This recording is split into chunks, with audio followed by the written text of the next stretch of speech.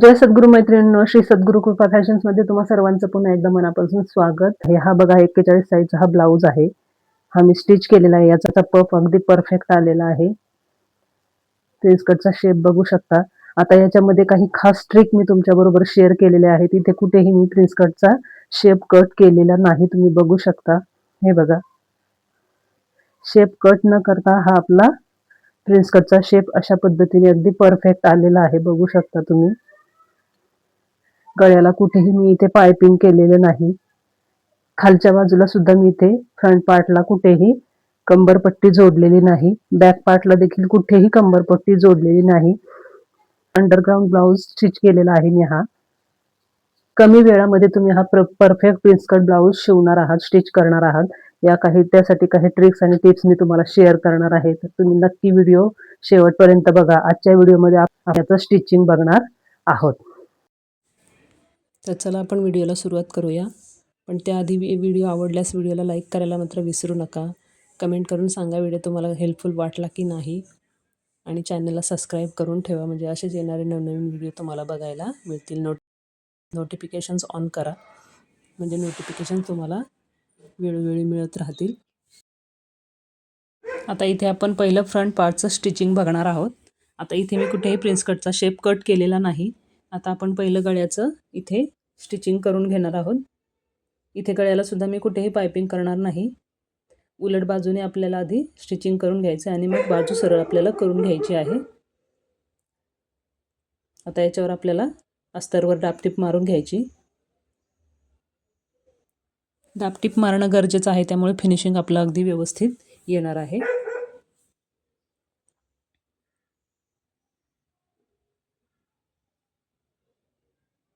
आता जो आपला मधला सेंटर आहे, आता हा पार्ट मी सरळ करून घेतलेला आहे. आता खालच्या बाजूला सुद्धा मी इथे कंबरपट्टी जोडणार नाही.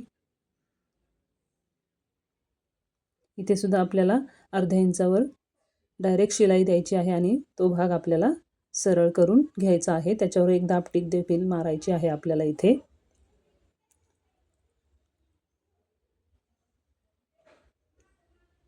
अगदी झटपट तुमचा ब्लाऊज शिवून स्टिचिंग होणार आहे. ही ट्रिक तुम्ही नक्की ट्राय करा. तुमचा वेळ नक्कीच वाचणार आहे.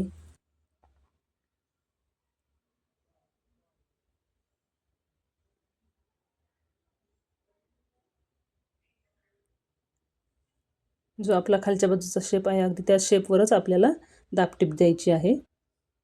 अशा पद्धतीने बघा.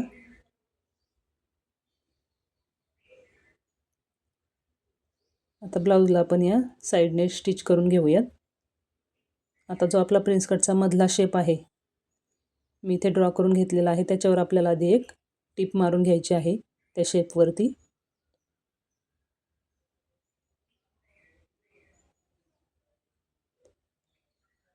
आता वरच्या बाजूने आपल्याला थोडंसं अर्धा इंच शिलाईसाठी फोल्ड करायचं आहे आणि खालच्या बाजूने आपल्याला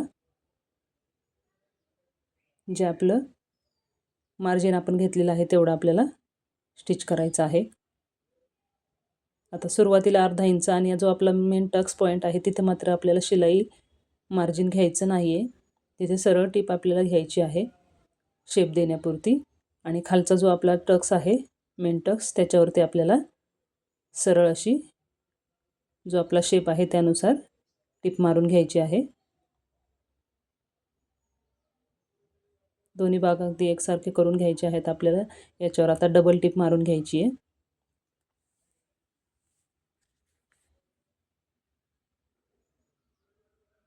बघू शकता याचं फिनिशिंग अगदी परफेक्ट आलेलं आहे. आता हा आडवा टक्स आपण मारून घेऊयात.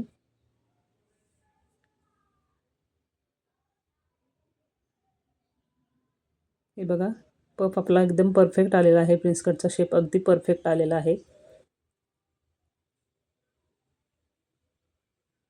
बघा, ज्यावेळेस आपण कटिंग करतो त्यावेळेस आपला शेप इकडे तिकडे होतो, पण जेव्हा विदाऊट कटिंग आपण हा प्रिन्स कटचा शेप शिवतो त्यावेळेस अगदी परफेक्ट येतो. कुठेही इकडे तिकडे होत नाही. शेप अगदी आपला परफेक्ट तयार होणार आहे. ही ट्रिक तुम्ही नक्की वापरा. बघू शकता तुम्ही आपला प्रिन्स कटचा शेप अगदी व्यवस्थित आलेला आहे. दोन्ही बाजूचं मी आता इथे प्रिन्स कटचं स्टिचिंग करून घेतलेलं आहे. आता मी इथे हुकलूक पट्टी जोडून घेते.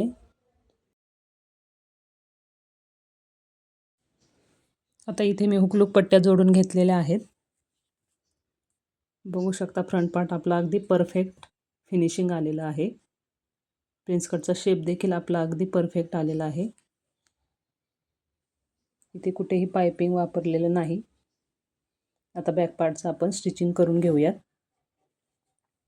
आता बॅक पार्टला सुद्धा बघा इथे मी फक्त अस्तरचं गळ्याचं कटिंग केलेलं आहे. सिंपल गळा आहे, गोल गळा, आणि ब्लाऊज पीसचा गळा मात्र कट केलेला नाही. अशा पद्धतीने स्टिचिंग केलं म्हणजे फिनिशिंग आपलं अगदी परफेक्ट येतं. अशा टाचण्या लावून घ्यायच्या आणि नंतर जो आपला शेप आहे त्याला अर्ध्या इंचावर आपल्याला संपूर्ण बाजूने स्टिचिंग करून घ्यायचं. जो तुमचा शेप असेल तो. आता इथे सुद्धा मी खाली कंबरेला कंबरपट्टी जोडणार नाही, गळ्याला पायपिंग करणार नाही. ब्लाऊज पीसच्या सरळ बाजूवर आपल्याला अस्तर ठेवायचं आहे आणि स्टिचिंग करायचं आहे. नंतर ती बाजू आपल्याला उलट करून घ्यायची आहे. आता इथे गळ्याला मी कट्स देऊन घेते म्हणजे गळ्याचं फिनिशिंग आपलं छान येईल.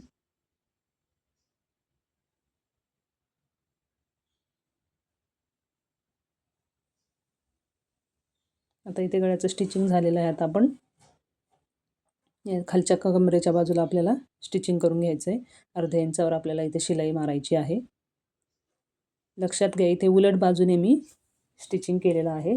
सरळ बाजू आतमध्ये आहे आणि आतल्या बाजूला मी टीप मारलेली आहे. आता ही आतील बाजू आपल्याला बाहेर करून घ्यायची आहे. सरळ बाजू ही आपली तयार आहे. बघू शकता फिनिशिंग आपलं गळ्याचं आणि कमरेचं अगदी परफेक्ट आलेलं आहे. आता याच्यावरती मी कमरेला दाबटीप मारून घेते.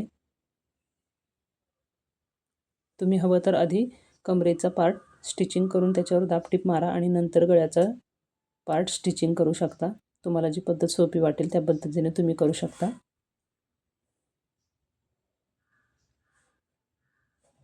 आता मी आधी एका बाजूने अस्तरला कमरेच्या बाजूला स्टिचिंग केले आहे, दाबटीप मारली आहे. दुसऱ्या बाजूला देखील आता अशाच पद्धतीने स्टिचिंग केलं आहे. आता हे पार्ट आपल्याला दोन्ही पार्टचं स्टिचिंग करून घ्यायचं.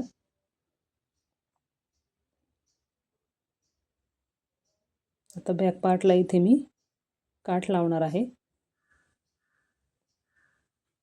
चारही बाजूने आपल्याला काठाचं स्टिचिंग करून घ्यायचं.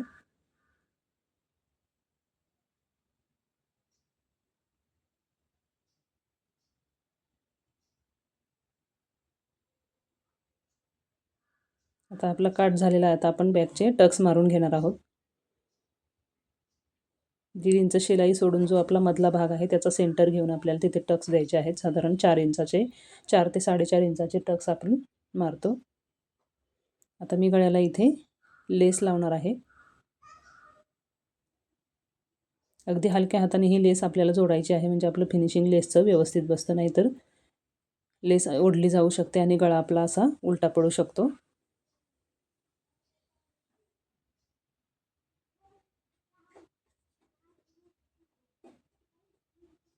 आता हे गळ्याचं स्टिचिंग झालेलं आहे, बघू शकता. आता आपण इथे शोल्डर जोडणार आहोत. शोल्डर जोडण्याची सुद्धा खास ट्रिक आहे. मी आधी व्हिडिओ शेअर केलेला आहे, तुम्ही बघू शकता. इथे कुठेही आपलं शोल्डर बाहेर दिसणार नाही. दोन्ही बाजूचे शोल्डर आपल्याला याच पद्धतीने जोडायचं आहे.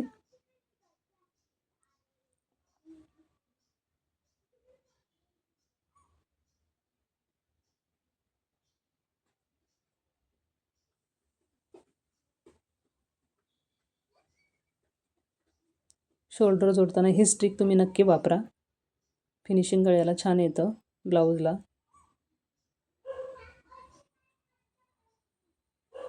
आता फ्रंट पार्टला इथे आपण स्टिचिंग करून घेऊयात. हे स्टिचिंग मी आधी केलेलं नव्हतं कारण इथे मला शोल्डर जोडायचं होतं.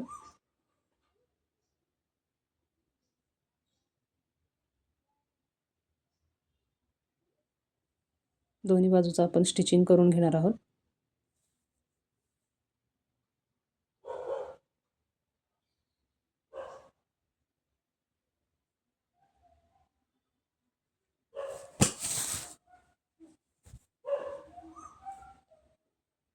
आता हा पप आपला अगदी छान तयार झालेला आहे. आता आपण स्लीवचं स्टिचिंग करणार आहोत.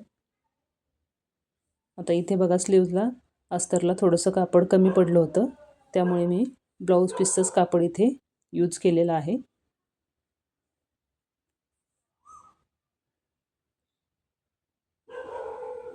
दोन्ही बाजूला मी इथे ब्लाऊज पीसचा कपडा वापरलेला आहे. तो आधी मी स्टिचिंग करून घेते, नंतर आपण त्याच्यावर ब्लाऊज पीसची बाही जोडून घेणार आहोत.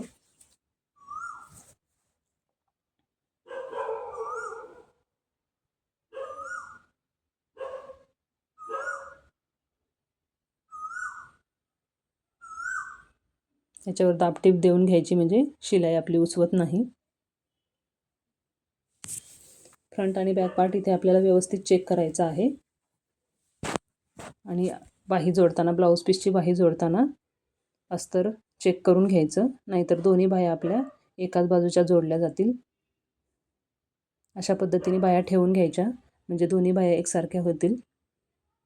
आणि त्याच्यावर आपल्याला ब्लाऊज पीस ठेवायचा आहे. हे बघा, खालच्या बाजूने एक ब्लाऊज पीसची बाही खालच्या बाजूने एक आणि वरच्या बाजूने एक अशी आपल्याला ठेवायची आहे. बाही मी इथे उलट ठेवलेली आहे, कारण आपल्याला दंडाच्या बाजूने इथे स्टिचिंग करून घ्यायचं आहे, नंतर बाही सरळ करायची आहे. अशा पद्धतीने बाही तुम्ही कटिंग करा, म्हणजे तुमची बाही अगदी व्यवस्थित होणार आहे दोन्ही बाजूच्या. नाहीतर एकाच बाजूची बाही आपली, बऱ्याच ताईंचा हा प्रॉब्लेम होतो. त्यासाठी अशी पद्धत तुम्ही वापरा, ही ट्रिक वापरा. तुम्हाला बाही स्टिचिंग करताना अगदी प्रॉब्लेम येणार नाही. आता खालच्या बाजूने आपण स्टिच करून घ्यायचं, त्याच्यावरून दाबटीप मारून घेते मी. दोन्ही बायांचं याच पद्धतीने आपल्याला स्टिचिंग करायचं.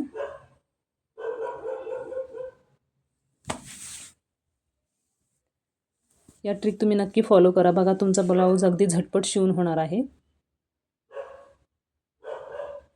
आता दुसरी बाई देखील सेम आपल्याला अशीच शिवायची आहे.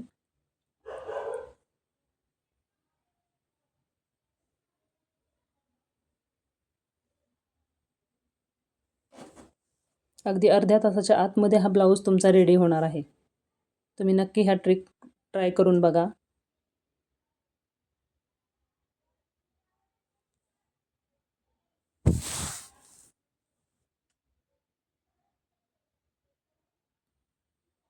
आता बाहीला आपण वरच्या बाजूने शिलाई मारून घ्यायची दोन्ही बाजूला, म्हणजे शिलाई करताना, स्टिचिंग करताना आपल्याला प्रॉब्लेम येणार नाही. दोन्ही बायांचं स्टिचिंग आपण वरच्या बाजूने करून घ्यायचं आहे. शिलाई मारून घ्यायची, म्हणजे स्टिचिंग करताना आपलं कापड इकडे तिकडे सरकणार नाही, फिनिशिंग खराब होणार नाही. आता आपण बाही जोडायची. आता बाही जोडताना बघा सुद्धा, बाही जोडताना नेहमी सेंटरमधूनच जोडायची आहे. आता इथे माझी बाही परफेक्ट बसलेली आहे, म्हणून मी इथे मुंड्यापासून जोडलेली आहे. पण तुम्ही जोडताना बाही नेहमी शोल्डरपासून जोडा. बाहीचा जो सेंटर आहे तो शोल्डरवर ठेवून बाही त्या पद्धतीने आपल्याला जोडून घ्यायची.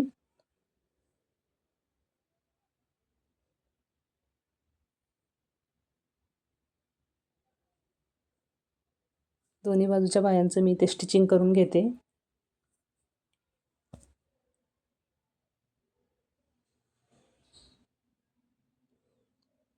बाही स्टिचिंग करताना वरचा बाहीचा पार्ट कधीही खेचायचा नाही, नाहीतर बाही आपली ओढली जाते, फिनिशिंग येत नाही बाहीला. अगदी हलक्या हाताने आपल्याला बाही सरकवायची आहे. बाहीला पण डबल स्टिचिंग मारायचं आहे, शिलाई डबल मारायची आहे.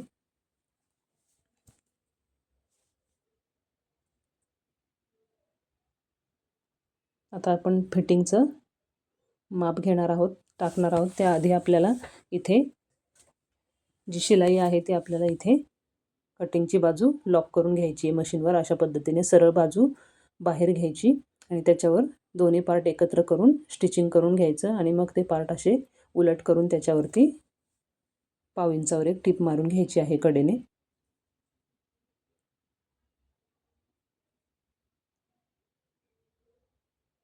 दोन्ही बाजूला सेम प्रोसेस करायची आहे आपल्याला.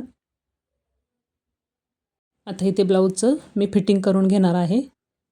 जे काही मेजरमेंट तुमचं असेल, तुम्ही देखील या पद्धतीने मेजरमेंट टाकून फिटिंग करून घ्यायचं आहे दोन्ही बाजूला. आता मी इथे फिटिंग करून घेत आहे दोन्ही बाजूचं. आता इथे मी फिटिंग करून घेतलेला आहे. आपला हा ब्लाऊज बघा रेडी झालेला आहे. परफेक्ट असा हा आपला प्रिन्स कटचा शेप इथे तयार झालेला आहे. ब्लाऊजही आपला परफेक्ट स्टिचिंग झालेला आहे. अगदी सोप्या पद्धतीने तुम्ही झटपट असा हा प्रिन्स कटचा ब्लाऊज शिवू शकता या ट्रिक वापरून. तर या ट्रिक तुम्ही नक्की ट्राय करा आणि आजचा व्हिडिओ तुम्हाला कसा वाटला कमेंटमध्ये नक्की सांगा. आवडल्यास एक लाईक करायला मात्र विसरू नका आणि चॅनलवर नवीन असाल तर चॅनलला सबस्क्राईब करा. नोटिफिकेशन्स ऑन करा म्हणजे येणारे नवनवीन व्हिडिओ तुम्हाला बघायला मिळतील. Thank you. भेटूया नेक्स्ट व्हिडिओमध्ये.